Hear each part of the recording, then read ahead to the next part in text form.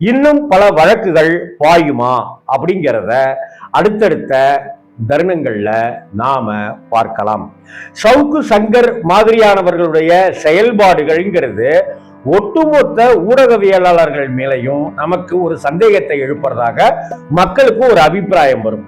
Blackmailer அரசியல் செய்கிற, காசு வாங்கிவிட்டு செய்திகளை பரப்பி கொண்டிருக்கிற சவுக்கு சங்கர் மாதிரியானவர்களுடைய யூடியூப்க்கு கொடுக்கிற மரியாதை மற்ற இடங்களுக்கு, நல்ல யூடியூபர்ஸ்க்கு, நல்ல பத்திரிகையாளர்களுக்கு போய் சேராதுங்கிறது மட்டும் உறுதி.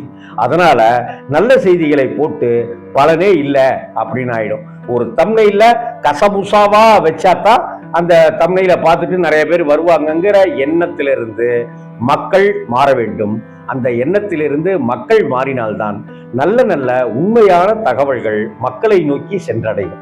சவுக்கு சங்கர் மாதிரியானவர்களை